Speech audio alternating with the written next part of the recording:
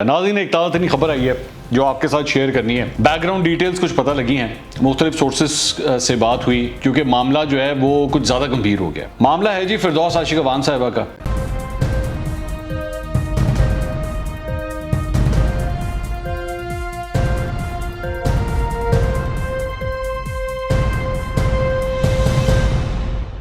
अस्सलाम वालेकुम नाज़रीन, मैं हूं मंसूर अली खान। अपने YouTube चैनल के ऊपर आपको खुशामदीद कहूँगा। सबसे पहले आपसे दरख्वास्त के चैनल को सब्सक्राइब करना मत भूलिएगा और बेल आइकन ज़रूर प्रेस कीजिएगा। नाज़रीन, एक ताज़ा खबर आई है जो आपके साथ शेयर करनी है।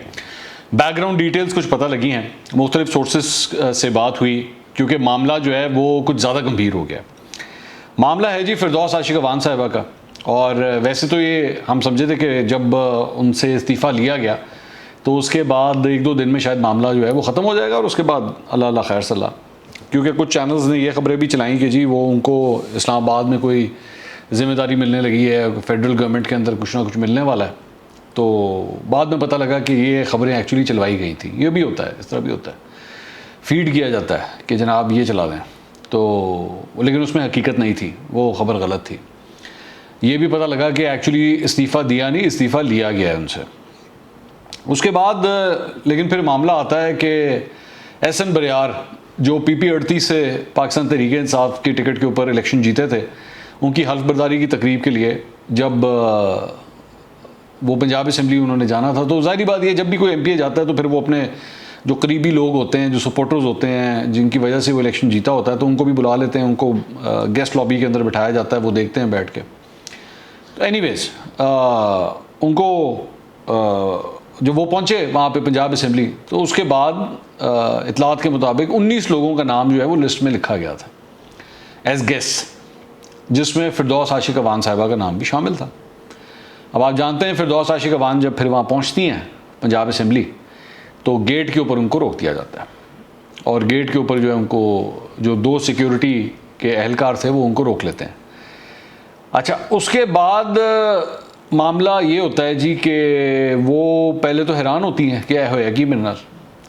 वहाँ पे मीडिया से भी वो बातचीत करती हैं और मीडिया से वो कहती हैं कि वो शायद इस वजह से हुआ है कि वो हलफ तो उन्होंने उठा लिया था, मतलब वो बेसिकली मामले को कूल ऑफ करने की कोशिश कर रही थी। लेकिन बात कुछ हज़म नहीं होती कि नहीं, बात है इस तरह नहीं है। ये क्या बात हुई, 19 लोगों में से सिर्फ फिरदौस आशिक अवान का नाम काट दिया गया, 18 लोगों को जो है वो जाने दिया गया, उनका नाम उधर लकीर कोई नहीं लगी, सिर्फ फिरदौस आशिक अवान के ऊपर क्यों। उसके बाद जनाब मैं आपको इसलिए बैकग्राउंड बता रहा हूँ क्योंकि ये कड़ी जानना आपके लिए बहुत ज़रूरी है। मैं जानता हूँ आप में से कई लोगों को ये बात पता होगी, लेकिन I have to tell you the details. उसके बाद जनाब होता क्या है कि शाम के वक्त इमरान खान साहब भी उस दिन लाहौर में तशरीफ़ रखते हैं।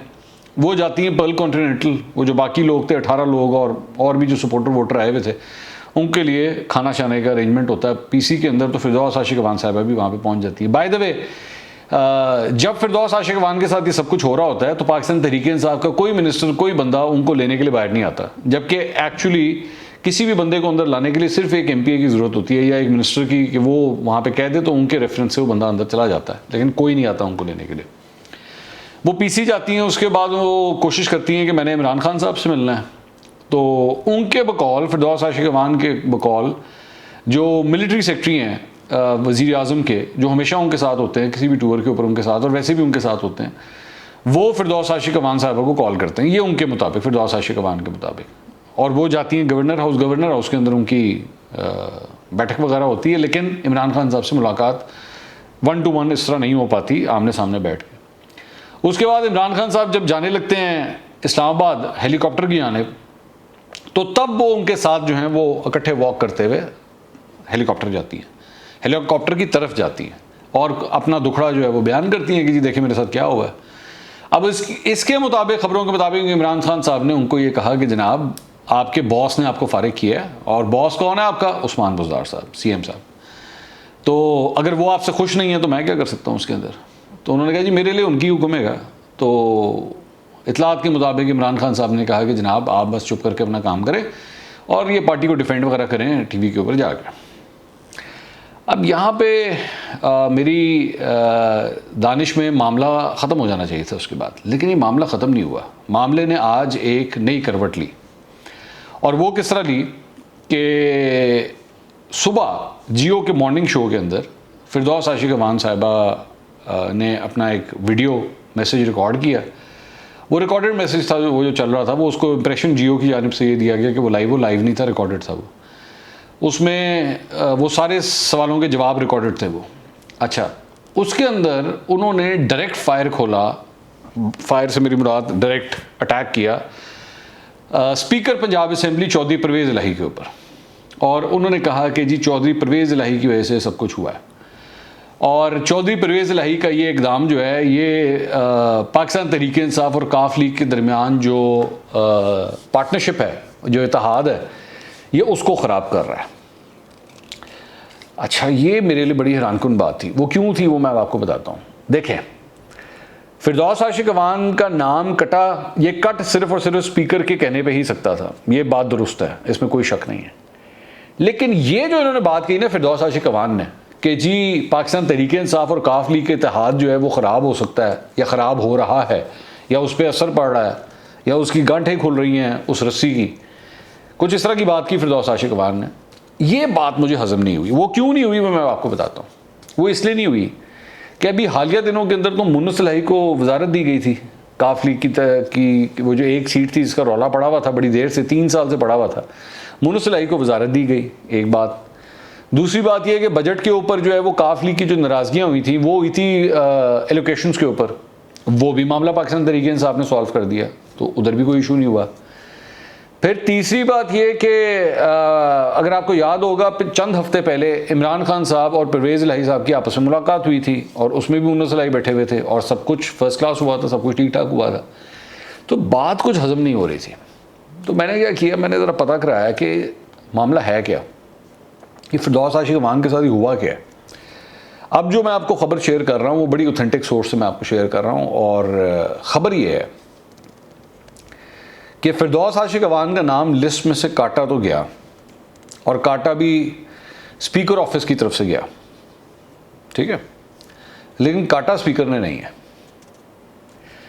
काटा स्पीकर ने नहीं है से मुराद ये है कि उनकी इमा पे नहीं हुआ। इमा से मुराद के मतलब उनकी ख्वाहिश पे नहीं हुआ, ये उनसे ख्वाहिश का इजहार किया गया है और उनसे कहा गया कि जी अना ना कटो।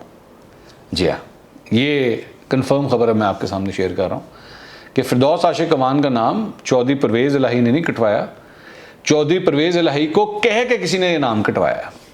अब वो कौन है, सारी बात है, सवाल ये पैदा होता है। तो जनाब ये वही ताकत है जिसने फिरदौस आशिक अवान से इस्तीफ़ा भी लिया था। ये नाम उधर से कटवाया गया और कह के कटवाया गया कि जी ना कटवाना था। जब ये बात मुझे पता लगी तो फिर जारी बात है मैंने सवाल किया कि जी अब इसका मतलब इसकी सपोर्ट में क्या आर्गूमेंट है, आप किस तरह कह सकते हैं। उन्होंने कहा जी बिल्कुल है। मैंने कहा जी क्या।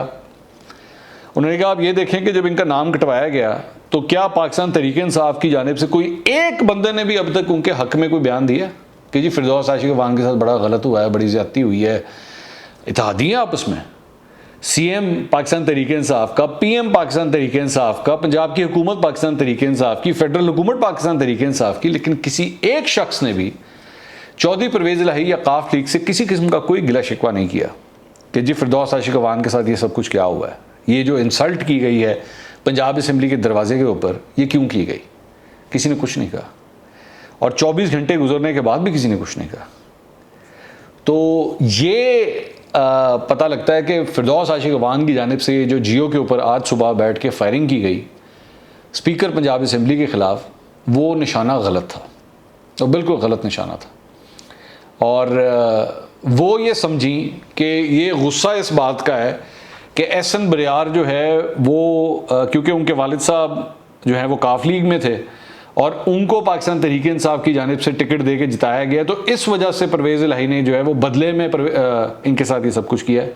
ऐसा नहीं है, वो इसलिए नहीं है क्योंकि काफ लीग ने पूरी तरह सपोर्ट भी किया था इस इलेक्शन के अंदर, और परवेज़ इलाही साहब जो हैं वो सिर्फ इस इशू के ऊपर जो है वो ये सब कुछ नहीं कर सकते कि फिरदौस आशिक अवान के साथ ये सब कुछ किया जाए। फिरदौस आशिक अवान के साथ जो हुआ वो उसी सिलसिले की कड़ी है जो इस्तीफे से शुरू हुई थी, और उसके लिए फिरदौस अब हो मसला क्या है, मेरा ख्याल है, ये खबर नहीं है, मेरा ख्याल में फिरदौस आशिक अवान को ये बात खुद भी पता है, लेकिन जाहिर बात है क्योंकि वो पाकिस्तान तहरीक इंसाफ में है, तो पाकिस्तान तहरीक इंसाफ के सीएम या पीएम या पाकिस्तान तहरीक इंसाफ पे तो अटैक हो नहीं सकता, उनके खिलाफ तो वो कुछ कह नहीं सकती। अब रीज़न तो कोई ना कोई उन्होंने देनी थी, तो उन्होंने अपना फायर जो है वो खोल दिया towards speaker Punjab assembly Chaudhry Pervaiz Elahi. अच्छा, ये हो तो गया, लेकिन अब इसकी प्रॉब्लम क्या है? इसकी प्रॉब्लम ये है कि फिरदौस आशिक अवान ने अपनी फ्रस्ट्रेशन तो निकाल दी, लेकिन इसकी वजह से, इस किस्म के बयानबाजी की वजह से अब मसला ज़रूर खड़ा हो सकता है कि काफ लीग या चौधरी परवेज़ इलाही इस बात की शिकायत ज़रूर करेंगे, जी ये क्या बयान दे रही हैं, ये हमारी मर्ज़ी से नहीं हुआ, ये जिसकी मर्ज़ी से हुआ उनसे जाके पूछें, उनसे जाके सवाल करें। तो फिरदौस आशिक अवान से मेरे ख्याल में गलती तो हुई, गलतियाँ हुई थी तो उनसे इस्तीफ़ा लिया गया था, लेकिन ये गलतियों का सिलसिला जो है ये अब आगे भी चलता जा रहा है। और एक बात ज़हन में रखिएगा कि फिरदौस आशिक अवान को एक अदद नोटिस भी आया हुआ है अरबों रुपए का, जो कादिर मंदो-खेल की जानिब से आया हुआ है। अभी वो मामला भी थमा नहीं है, वो भी कादिर मंदो-खेल कहते हैं कि मैं छोड़ूंगा नहीं इनको। ये जो मेरे साथ हुआ था उस स्टूडियो के अंदर, एक्सप्रेस न्यूज़ के स्टूडियो के अंदर, जावेद चौधरी साहब के शो के दौरान, मैं छोड़ूंगा नहीं इस बात पर। तो दूसरी बात यह कि वो जिस हद तक जा चुकी हुई हैं अपोजिशन की जमातों को रगड़ा लगाने में, जिसमें मुस्लिम लीग नून और पाकिस्तान पीपल्स पार्टी भी शामिल हैं, तो वहाँ पे भी मुझे नहीं लगता कि अब उनकी किसी किस्म की कोई एंट्री हो सकती है। तो पाकिस्तान तहरीक इंसाफ के अंदर रहते भी वो अगर मामला अपने हल कर लें तो ठीक है, अगर ना किए तो ये फायर भी उन्होंने गलत जगह पे खोल दिया। अगले व्लॉग में दोबारा मुलाकात होगी। अल्लाह हाफ़िज़।